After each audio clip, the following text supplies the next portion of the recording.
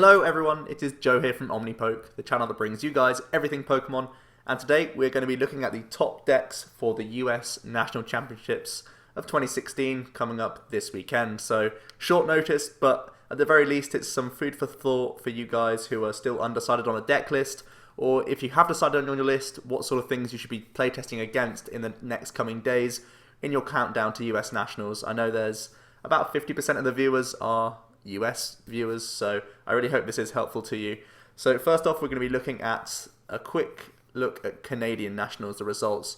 Now, you do have to sort of take this with a pinch of salt. The Canadian National Championships are much smaller than the US Nationals. However, this is the most recent information we have to go off of in terms of what decks did well in the current format. So looking down, we see Vespiquen and Jolteon. This was all this is after Swiss, by the way. This isn't how they all ended up. So Vespiquen and Jolteon was at top seed 602. So was Manectric, Giratina, Jolteon. Do bear in mind that that Trevenant is a Trevenant EX. They didn't just play like a stage 1 Trevenant just to slow people down. It was indeed the EX for type advantage. Two metal decks also made the top 8, as did one Zygarde deck. Zygarde isn't going to be one of the decks that I mentioned today, despite its top 8 finish at Canadian Nationals.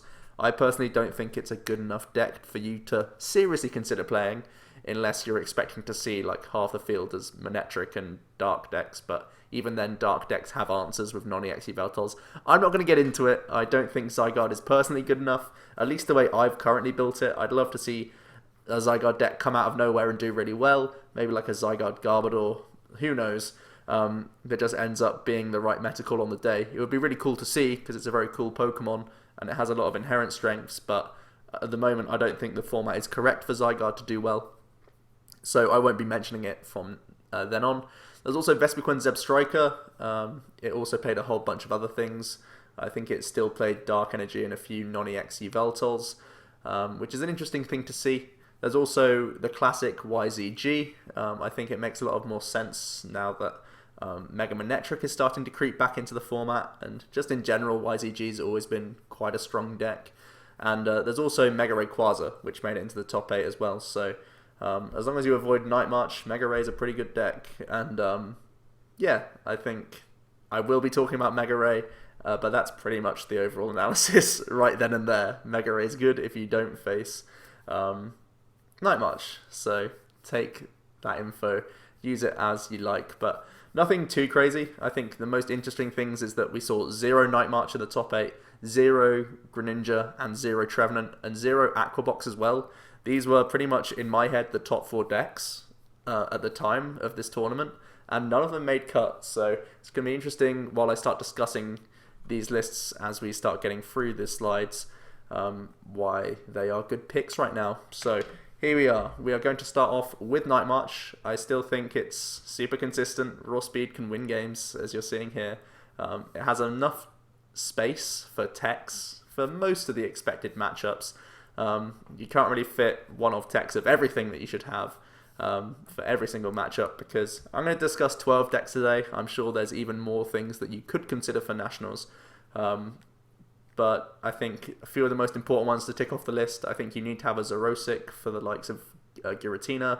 I think Megaphone is definitely something you should be throwing back into your lists if they ever were cut in the first place.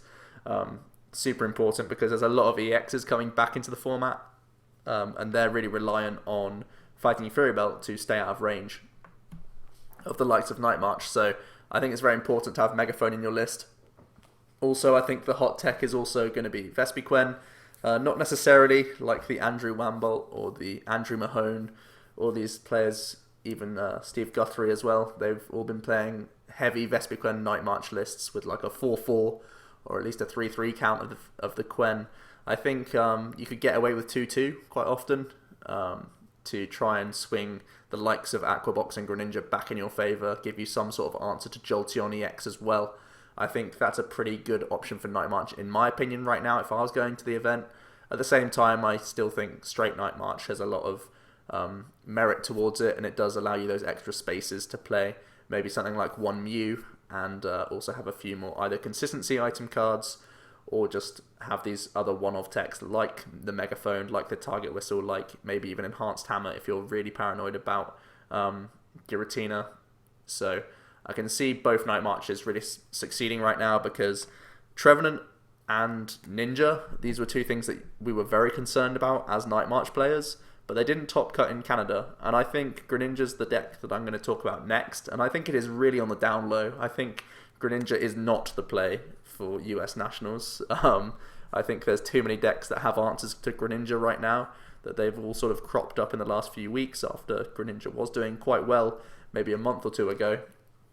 Now pretty much everyone has figured a way around Greninja and have built their decks around beating Greninja, so I think Greninja's not fantastic, and when Greninja and Trevenant are on the down low, these are two decks that Night March really feared to play, so oftentimes you're going to be finding much nicer matchups.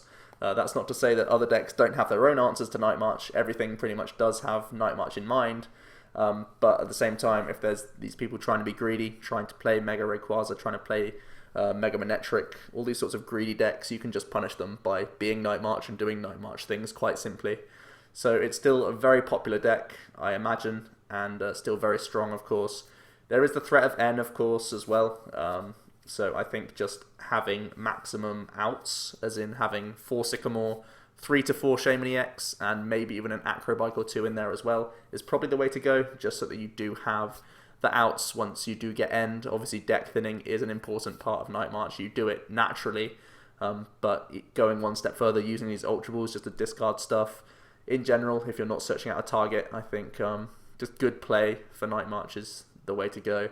I'm sure most of you have figured out how to play Night March at this point, but it's still a really strong deck, and I think it's one that you shouldn't really sleep on. You should never sleep on Night March. It always has the potential to go and simply win a tournament.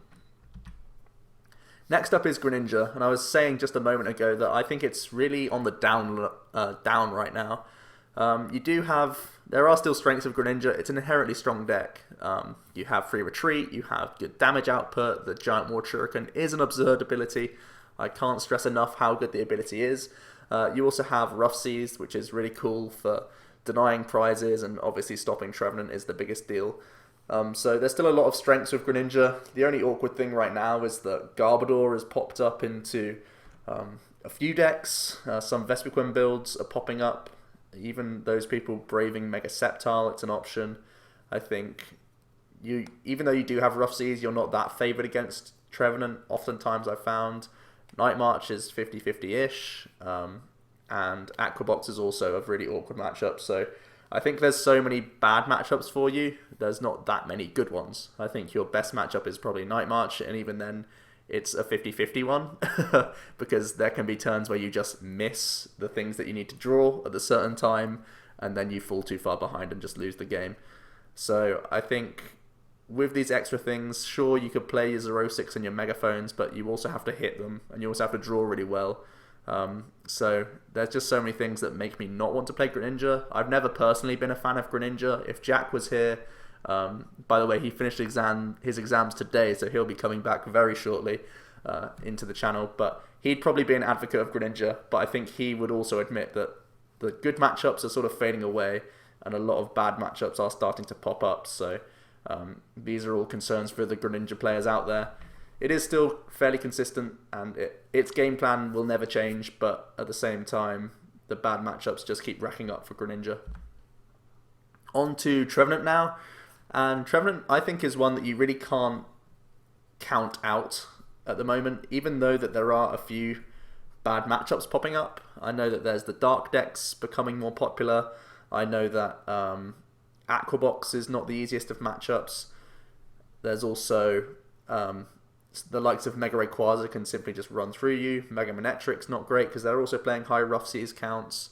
There's all these awkward matchups. Even the Metal deck, to an extent, can be awkward as long as they find Fates Collide Bronzong. They do kind of lock you out of the game at times. So there are bad matchups for Trevenant, but throw all that out the window because turn 1 item lock just means that you can win games no matter what you're up against. The amount of times I've been up against an unfavourable matchup, but I've just gone, okay, cool, Wally, red card, or Wally, whatever, just Wally on its own, just turn 1 item lock, and keeping the item lock up for 3, 4, 5 turns, even if they break it once or twice, via the likes of Lysander, it means they're not dealing with the big threat that is Trevenant oftentimes. So I think it's just a really inherently strong deck, and you just win games because you're Trevenant. Also, the spread damage is great, so you're less weak to N. Oftentimes, you're taking 3 or 4 prizes at a time, so the N is never going to put you down to 1 card. You're normally finishing out the game in a whole bunch of prizes. A few threats, like I was saying, the Dark types, they are increasing in popularity. I'm going to mention the Darkrai Garbodor deck later on, but I'll also mention that there's just building it as Yveltal and Zoroark is also a popular approach right now. Even decks that are like Vespiquen decks often do utilize Zoroark as well. So you are going to be facing Dark quite a bit. That's not me saying play weakness policy, because I've seen a few Trevs try and play weakness policy, and I really just hate it. I would, even if I'm expecting a lot of Dark, I would never play weakness policy. I just prefer having either energy disruption or just having high bursting balloon counts. I think these are better deterrents for Dark decks than weakness policy ever will be, because it's only ever decent in that matchup, and even then it's not that great. So yeah, that's a quick point on weakness policy. I wouldn't be playing it. The hot techs I would be playing is probably Delinquent, because like I was saying, Mega Manectric, Aqua Box and Greninja, they are all trying to beat you just by having Rough Seas. So if you have Delinquent, you should be able to win the Stadium War. Even if they are playing 4, you're playing 4 yourself, you can Delinquent a couple of times and try and win out there. Also the Headringer, it can be really helpful against the likes of Darkrai Garb and Aqua Box as well. You can slap it on the likes of a Seismitoad early. Even putting it on a Manaphy can be really important for you, so that they can't get their mineral pumps off. Just forces them to have more things. So I think red card has often been in Trevenant. I still think that's an option, but I think you have to kind of have only maybe 1 red card, because you need to have the space for the likes of Headringer and Delinquent. But Trevenant still super strong. Make sure that you don't go too techie. You've got to have the one of Delinquent, the one of red Headringer at least, but make sure you're still playing 3 Wally, probably minimum for me, and I think at least 1 Battle Compressor as well, with a high VS Seeker count to maximise your odds of turn 1 Trevenant, because at the end of the day, that is how you're going to win your games, and sometimes your opponent is just in a scooping position after 3 or 4 turns, and that's great to have. Next up is Aqua Box. I also think this is a very popular, or will be a very popular deck on the day. I think it's a very powerful one from my playtesting. It has answers to a lot of the popular archetypes. Now, I put popular in inverted commas because since Aqua Box has become big, since Germany National Championships, a few decks have started to take Aqua Box on and try and consider Aqua Box as one of the bigger decks and the bigger threats out there right now. So when Aqua Box originally came around, it was to beat Trevenant, Greninja, and Night March. It can still do all of those things, but now the format's opened up a lot more. So we do have the likes of Glaceon EX to try and help you out against stuff like Vespiquen, which otherwise you would get stomped. You have the Articuno still in there for Greninja. It's also okay for Night March. You have the Manaphy. You have Seismitoad EX, which is just still one of the greatest cards ever made. So there's a lot of flexibility thanks to Aquatube. We have crazy Max Elixir turns where we get 2, 3, 4 energy in 1 turn. It's just incredible. And Rough Seas is great not only for Trevenant, but it's also good against these other EX decks, the likes of Metal, the likes of Darkrai Garb, because you can just win out in terms of 2-hit KO battles, because there's a few decks that are running Megas that are trying to 2-hit KO. Look at stuff like Mega Manectric, like I say, the Darkrai builds, even in mirror matches to an extent. If you can incorporate Rough Seas with Delinquent, if you wish to play Delinquent, that's an option. Or one of the hot techs I actually put down here is Parallel City as a one-of, because that can be great for you in mirror matches, because you limit their output by 20, whilst also getting rid of easy prize targets like Shemini X's, because that's one of the biggest threats for this deck.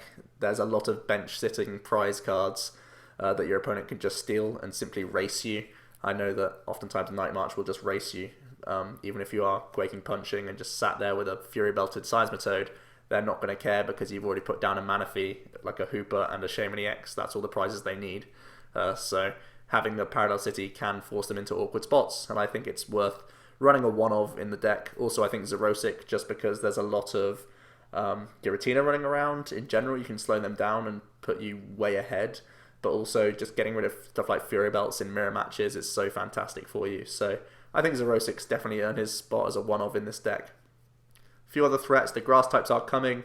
The likes of Mega Sceptile, the likes of Vespiquen. A lot of players are playing Escape Rope now as well to get around the likes of Glaceon and Regice. So everyone's aware of these threats, so they're all sort of playing the stuff to beat them right now. So Aqua Box isn't a secret deck anymore. It's quite often going to be in the minds of players, so they'll have answers to your sorts of guys, so that is something to bear in mind. But I still think it's a really popular deck, and should be very good.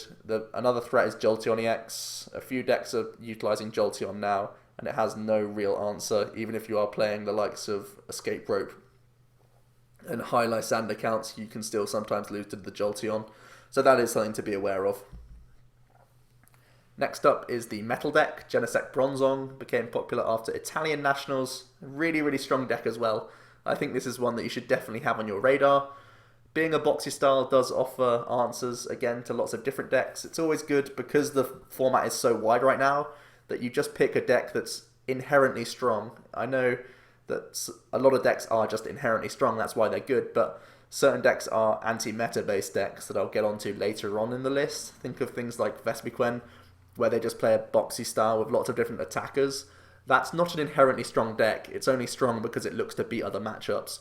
Whereas Genesect Bronzong is inherently powerful. It has Metal Links, it has Rapid Blaster, it has Metal Rain. These are all really strong things. And then you have the boxy style, you have Metal Fortress to help you out against stuff like Trevenant, and also Greninja. Bear in mind that the compendium has been updated for the ruling with Metal Fortress versus Shadow Stitching, so be sure if you are playing Metal to check out the official ruling, which is now up and running, which is great to see. So yeah, it can just hit really hard against other EXs. Metal Links can help you out against N. We know N is an important factor in the Fates Collide format, so just having the win on the board, because you can just say, oh cool, I'll draw for the turn, it doesn't matter what I can do, because I can just Metal Links twice, retreat into a new attacker, and Rapid Blaster for game. So you play around N in that regard. A few threats is that Garbodor has increased in play into, again, like I say, a couple of decks, and also there's a lot of tool hate that I imagine will be coming, just because people are trying to counter Garbodor in the first place, but also I think because so many decks are playing Fighting Fury Belts and Floatstones, this deck included, they are really reliant on these sorts of things that I feel Megaphone and Zoroark are going to be increasing in play, or at least should be increasing in play, so that does spell trouble for the deck. For your hot tech though, you should also be playing these things to get around Garbodor and help you out against other things trying to use things like Fighting Fury Belt, because Rapid Blaster is much better at dealing with 180 HP EXs rather than things with Fury Belts, so there you go. Next up is Darkrai Garbodor, potentially with Giratina and Latios if you wish. You can see my hot tech is just the Yveltal stuff. I've already done a profile of this on the channel, and I personally think that going into US Nationals, it will be better as just a straight Dark build without the Dragon stuff. I think Latios was great at Origins because Ninja was still hyped, Trevenant was hyped, Night March was still hyped, Vespiquen was around, so I think a lot of targets were great for Latios. I think there's a lot more EX decks on my list right now. A lot of people will be reverting back to EX decks, so Latios gets a lot worse. Giratina as well, it's not really a secret anymore. People are playing around the Giratina a little bit more once again. It was really down in play for a while, but now people have it on the radar once again. People have Garbodor on the radar again, so just the fact that this deck isn't a secret anymore, it makes me not want to play the Dragon stuff and just go for a more consistent build with just Dark Energy and DCE, 1 or 2 DCE, so that you're trying to just be more consistent, just do the thing that you're meant to do, flood the field of energy and just out-hit things. I think the Dark deck has a lot of just inherently strong cards. Fright Knight is one of my favourite cards in the current format. I still love non-EX Yveltal for a bunch of different reasons. Darkrai is pretty powerful himself, so just by having good typing against Trev is going to be important, because I feel like it might be around 10% of the metagame. I think it's a really popular, or will be a popular deck. I think even with just having the Dark attackers, you have answers to a lot of different things. I know that Giratina, if you do wish to play the Dragon build, you can have good matchups against Megas. Even if they are playing the likes of Hex Maniac, it's never going to be great for them. Think of Mega Manectric, they have to 2-hit through you, so that's 2 hexes in a row. The same for Sceptile, Mega Rayquaza. Not only can they not hit through you, they have to Hex Maniac, but also they can't put down their stadium, they can't attach double colorless energy. It's really awkward for them. So Giratina can be great against the Mega decks, so if you expect Megas, Giratina's still cool. But in my opinion, I think Chaos Wheel is a lot weaker. than it was just a few weeks ago. So I still think this is a good deck. It would be one that I'd look out for, but I also think look out for Jolteon EX and think of a way around Jolteon. It might not be good enough to have just one escape rope these days, because people are playing at least 2 counts in certain decks. So do be aware, if you're playing Darkrai Garb, look out for beating Jolteon, because it could be awkward. Next up is Vespiquen, and like we saw in UK Nationals, it has the potential to go deep in tournaments. We saw this again at Canadian Nationals. It did very well, just because, again, just like we were saying with Trevenant, that turn 1 item lock can simply win you games at times. People just don't draw the answers and you win in a small number of turns. There's nothing they can do. And combining it with Jolteon as well, I think it's a really interesting and intelligent partner for the deck. It means that you play some basic energy, so you get around the likes of Aegislash bit by bit.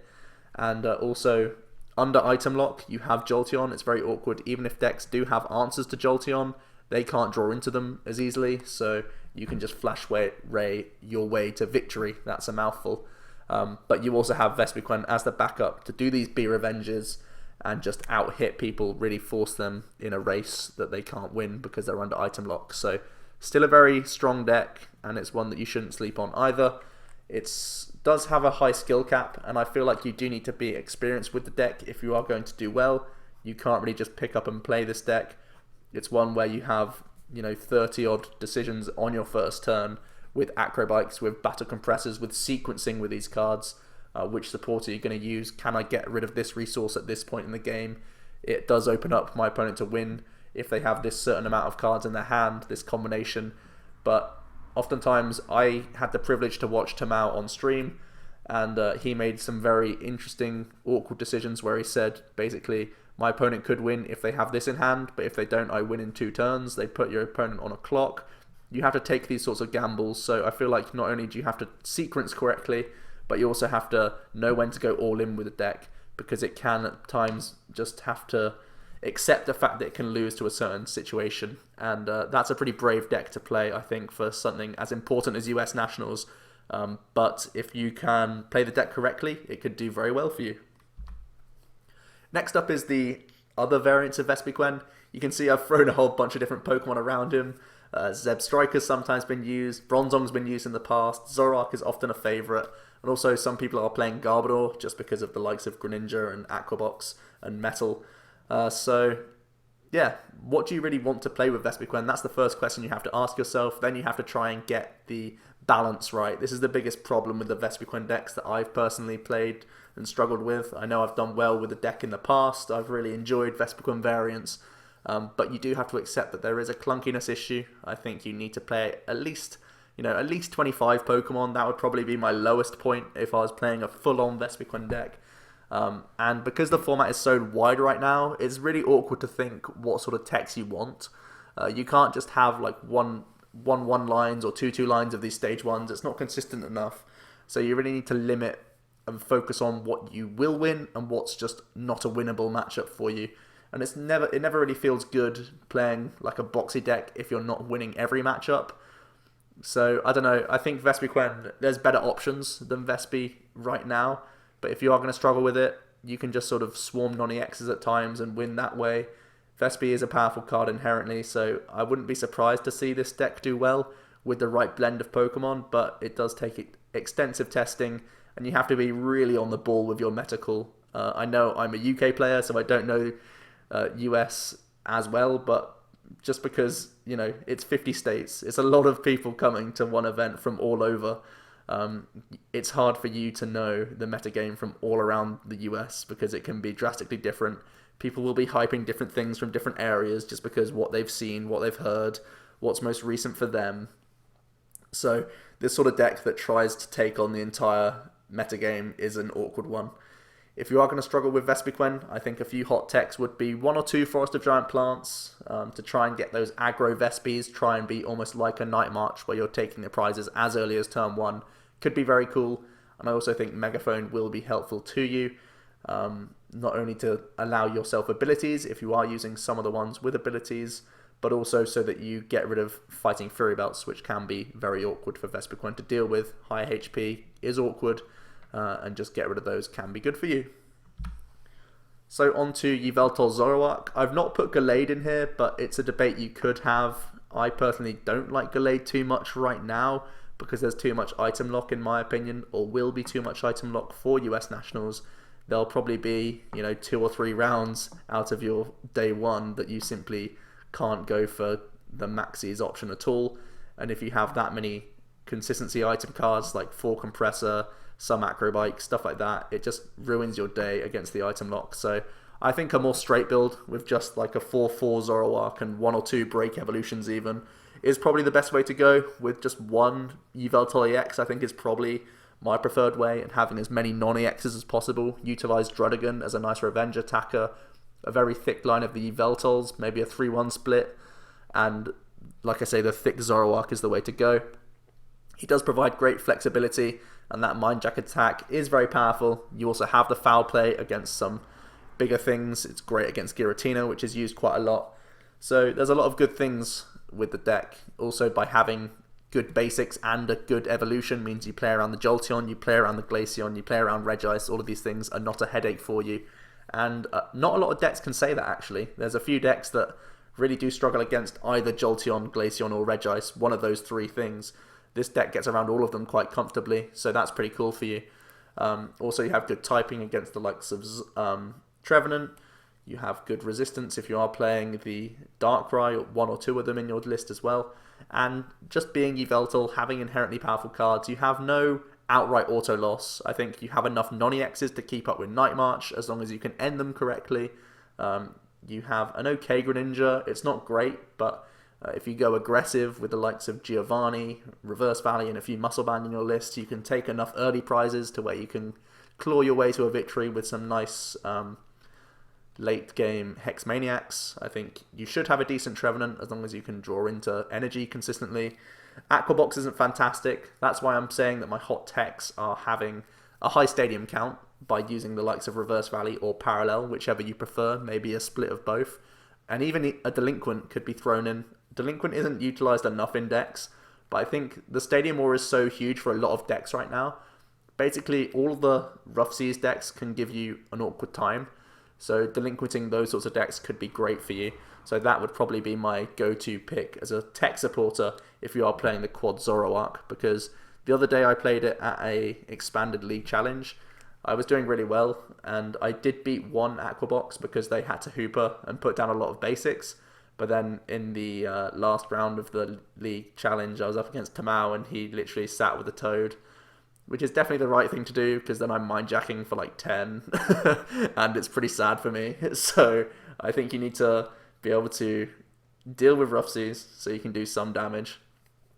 And also a Yveltal EX is important. At the league challenge, I didn't play Yveltal EX, so I kind of got stomped there. And I knew I was getting stomped from the word go, so I was fine with it. But yeah, I think a Yveltal EX, a one-of is fine, but have a lot of stadiums to answer Rough Seas is my go-to option, to be honest. You need it for Mega Manectric, and you need it for, like I say, the Aqua Box decks. Also, to an extent, against Greninja, so pretty good stuff. I think one downside of the deck is that you actually do have a lot of 50-50s, so you actually have to play well throughout the tournament. I know it sounds pretty silly that you have to play well throughout a tournament to do well, but sometimes you can just have freebie matchups. Like Trevenant, you can just sit there doing Trevenant things and win. Sometimes you can just pure race someone if you're Night March. Sometimes Quaking Punch just does enough. You hit enough elixirs to just straight up win games if you're playing Aqua Box. Yveltal Zoroark doesn't really have that. Every single round will be a struggle for you. They'll all be close games that you edge if you play well and if you draw well enough as well. So for such a large event, for so many rounds, you have to draw quite well quite often, and you also have to be at your A game throughout the entire event. You need to be well rested, have good food and drink in you throughout the whole tournament. You really have to bring your A game if you're bringing this deck. That's not to say that you can't do that. I think this would be one of the decks I would play, a Quad Zoroark deck, because it has the potential to do very well, in my opinion. So yeah, there you go. That would be, would it be my number 1 pick? It's probably my number 2 pick right now, Quad Zoroark.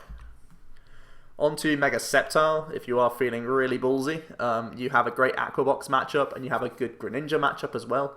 As long as you can get around the Regices and the I guess to an extent, Glaceon EX can be a pain for you if you are Regice. I mean, if you are Sceptile, but with a couple of Escape Rope, you should be good.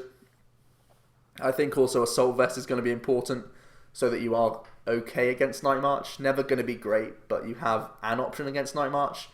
And actually, Assault Vest does help you out a lot against Giratina as well, as long as you can get them on, on turn 1 or 2, so that you take a lot less damage, so you have time to get into your Hex Maniacs. You have more turns, you have time to heal and stuff, just in general. So I think Sceptile could be a decent option for you.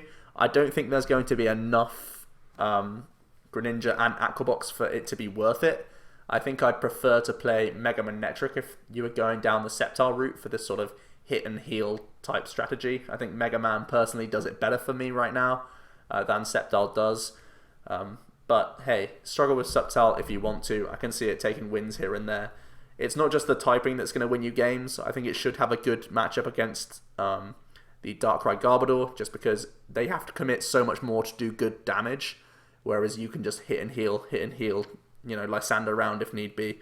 And it should be awkward for the likes of Yveltal, Zoroark, Gallade as well. So you do have good matchups here and there, but at the same time you have bad matchups. Night March is never something that you want to take the loss to, because it will be popular. I think maybe around 15% of players will bring Night March. That's just a broad estimate. And Mega Ray as well. 1 or 2% might play Mega Ray because it did do well at Canada. So there you go. Also, Giratina's a pain.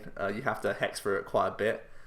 It's not impossible though. You can just sort of be patient, Jagged Saber round, try and wait till you get the Strong Slash to work for you. Even just using Sleep Poison, Unseen Claw, these sorts of attacks can chip away at a Giratina player. So bear that in mind. On to Mega Ray, I did just mention it. And actually, on paper, Mega Ray has a lot of good matchups. I think it's favoured against Night March. I think it's got an okay Trevenant, as long as it's not Headringered or there's not enough Flare Grunts. I think it should do well against Aqua Box. It's got a fairly favourable metal. Darkrai Garb isn't too big of a problem. You can just out-hit them. I think Yveltal Zoroark, you're kind of okay, depending on how many Zoroark they can chain and how much you're forced to commit to your bench. Mega Sceptile should be good. Mega Manectric is okay. Even if they do hit for weakness on you, you can do it quite consistently, depending on the Stadium War. There's a few factors there, but I think it has a lot of ticks towards it. The biggest issues would be the likes of Item Lock from Vespiquen and Jolteon, and Night March would also be a big issue. I guess to an extent, Mega Manectric's not great for you. So those are the 3 big ones that you have to look out for, but you've got a lot of good matchups. When you just turn over your card, you're like, oh cool, another decent matchup for me. And it's rare that Mega Rayquaza's actually had that phrase. It's not been very often that it can say that, but just hitting hard and being fast is actually really good in the format again, because there's so many EX sort of boxy decks. Aqua Box, Metal and Darkrai Garb are all based on these Fury Belted EX Pokemon, and Rayquaza doesn't give a damn about them. He's just going to smash them out the water with a massive Emerald Break, so it could be a good play again. As long as you play 1 or 2 Jolteon, you have an option against Night March. Maybe you can draw out a long game and get a tie, or whatever, so yeah, it could be okay. I think Giratina is also a problem. Darkrai Garb, as long as they are playing the Giratina, even Mega Manectric played Giratina in Canada, so watch out for Giratina, because that's a pain for you. You can't play Skyfield, you can't put your DCEs on, even to an extent Spirit Link, but you've probably already Mega'd at that point. You have to make sure that Jolteon's able to be powered up, so there you go. Food for thought, Mega Rayquaza. If you are a real gambler, go for it. You could do really well. My hot tech for Mega Ray is going to be Red Card. It could even just be a one-of, but it can really slow people down to the point where you just charge ahead with Mega Ray. If you Red Card them as well in the mix, they have a lot weaker of a response, even if they do have responses to Rayquaza. And hopefully by that time you're just so far ahead that you've just won the game already on prize racing. So there you go, Mega Ray. If you're feeling ballsy, if you think you can dodge a Night March or 2 on day 1, it could be the play. Finally is Mega Manectric Jolteon. This is actually my number 1 pick. Seeing it do well at Canada really did revigorate and really change my attitude towards Mega Manectric. I think this is a very big contender for US Nationals. I think because I've had success with Mega Man in the past, I know how strong of a card it is. Free Retreat, high HP, Turbo Bolt with that acceleration can be absurd at times. Rough Seas is one of the most powerful cards we have in the meta right now. And Jolteon EX as well can just simply wall decks. So I think people have been sleeping on Mega Man for a while. I think because there's so many EX decks, like I was saying for the Rayquaza, the Aqua Box, the Metal, the Darkrai Garb, none of these have great answers to Jolteon EX. So sometimes you can just pretty much sit there on easy mode, just announcing Flash Ray every turn. So you can just take wins with Mega Man. I think playing it with Trevenant is definitely correct. I think if you play like 3 or 4 Grass Energy and 1 Trevenant EX, it gives you a much better matchup against Greninja and a pretty easy Aqua Box. Like, you have the option to go Jolteon, but you also have the option to go Trevenant. Then your only headache is getting around Regice, but even then you can play Mew and try and copy an Assault Laser or something like that to deal with them. Even copying Flash Ray is an option for you, so that's how you get around the likes of Regice. And yeah, I think it's a very powerful deck. It can take a lot of wins. The other hot techs, it's weird to see Lysander and Hex as a hot tech, because you expect them to be played, but I think you need to play high counts of these. I think you should play 2 Hex and 2 Lysander. Don't get greedy, don't cut down, because you need to have options against different players. Slowing people down with Hex is good. Having the Hex is going to help you so much against Metal. You already resist them, but it can always help you out. Just so many reasons I think you should have a high Hex Maniac count. It gives you an option against Night March, because against Night March you want to Hex them turn 1, so you can try and get the Jolteon going on your second turn, so that they can't just have a nuts turn 1 and fit in the Lysander to deal with Jolteon. You need to slow them down a bit. So my hot techs are going to be Hex and Lysander. Don't really sound like techs, but make sure you have high enough counts of these, because I think it's the right way to go. A few threats for Mega Man. We saw that Zygarde did make top 8, so will it be a thing? Who knows? It could be the sleeper deck for US Nationals. I personally don't think so. I wouldn't be scared if I was playing Manectric about facing too many Zygardes on the day. I think less than 0.5% of the format will be Zygarde on the day, in my personal opinion. So if you are playing Manectric and you face Zygarde, it's pretty sad for you. But really, that's about it. Maybe fingers crossed you can still get Jolteon going and it works for a bit. But who knows? The other question mark is ever consistency. If you are playing multiple energy types, if you're playing a few grass, 1 or 2 DCE, if you're playing just a 3-3 Manectric with only 3 Spirit Links, sometimes you can miss out. And missing a turn or 2 with this deck is really awkward for you. Also, there's the issue of Night March. Of course, you can just get elixirs and go crazy Jolteon, but still, if you didn't lead Jolteon, or if there's something else in the active, they can just deal with an EX Pokemon, then they can target whistle it, Lysander it back up, etc, etc. Even with Jolteon fully set up and rocking, you can still lose the game, so that's something to be aware of. I think Mega Manectric, if you think Night March is going to be only around 8 to 10%, I think this is definitely the play. I think if you're expecting a lot more Night March, maybe 2 or 3 in Swiss, I'd be put off, and I'd probably go back to Quad Zoroark or Trevenant. Trevenant's always going to be good. I think if you're expecting like 20% Night March, Trevenant's easily the play, but I don't think there will be that much Night March personally. I know just throwing out these percentages might not mean much to you, but in terms of how many games you'll expect to face on day 1 against a certain deck really does relate to how many losses you can take, basically. What sort of record you need to make cut, or make whatever goal that you're after, to be honest. So, yeah, Mega Man I think is a very inherently strong deck. It has good matchups almost everywhere, in my opinion. I think thanks to resistance and just rough seas, you should have a good metal. I think you can out-damage and out-heal a Darkrai Garb. You're not worried about Garbodor at all. You have the Jolteon as well. I think Aqua Box, it's all down to Jolteon. Even then, you can just throw in sprinkles of the Mega with that awkward HP for them. It's just so good. Greninja, thanks to Trevenant, you should be okay. Night March is bad, but your main option is Jolteon. If you get it, you win. If you don't, you don't. So yeah, I think it's got a lot of good matchups. Those are the biggest ones you have to tick off the list, and then just being inherently strong means that you should clear up on any early rounds, if you're just up against Jank Doc deck, you should just be able to clear them up because Manectric's powerful on his own. So yeah, that is my US Nationals chat, guys. These are all the decks I wanted to talk about. Let me know what your hot tech would be for these different decks. Let me know what deck you're going to be piloting for your US Nationals. What's going to win? What's going to top cut? How many Night Marches do you expect to see on day one? How many do you reckon you're going to see in cut? I want to hear all these sorts of things in the discussion down below. Please leave a like if you did to the video. We really do appreciate it. And it has been Joe from OmniPoke, and I will see you guys next time.